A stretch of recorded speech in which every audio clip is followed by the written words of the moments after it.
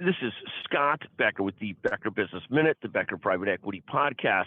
Today's topic is good colleagues and bad colleagues. Good colleagues and bad colleagues. So all of business is built around really two things. It's great teammates and great competence. It's being good at what one does and being good as teammates.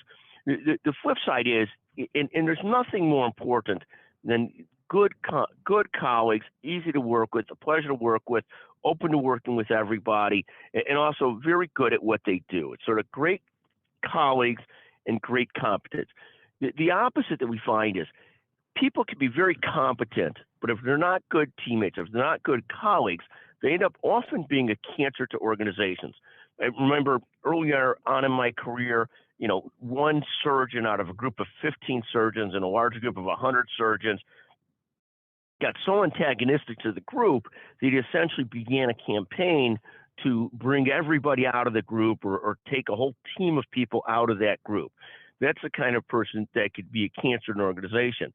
Another person in an organization might be the one that complains about everything that happens, anything that goes on, and essentially ends up sort of ruining the morale of a whole team of people within an organization.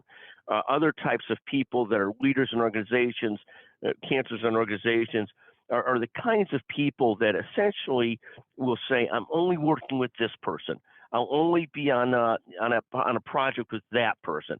And these kinds of people, on some ways you might say, well, they have standards, only going to work with certain kinds of people. On the other hand, that lack of flexibility, that type of morale killing and so forth, can be very dangerous to organizations. As a leader, it is very hard to try and manage these kinds of people. Often they're competent people, but at the same time they're competent, you have to find ways to work with them. You try first to manage them, try and explain how they come across, and so forth, and see if they can fix how they come across and how they work with others.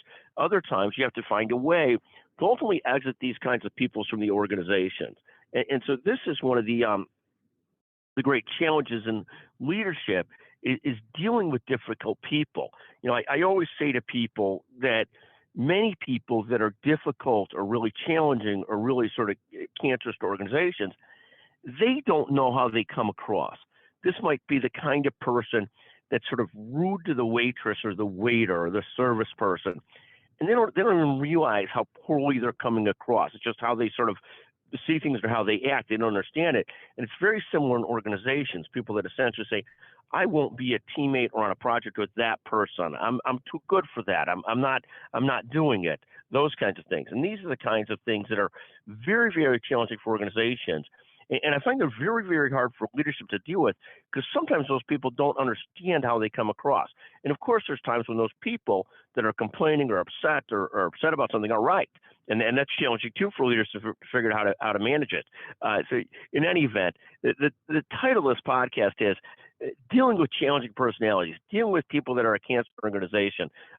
Thank you so much for listening to the Becker Business Podcast, the Becker Private Equity Podcast.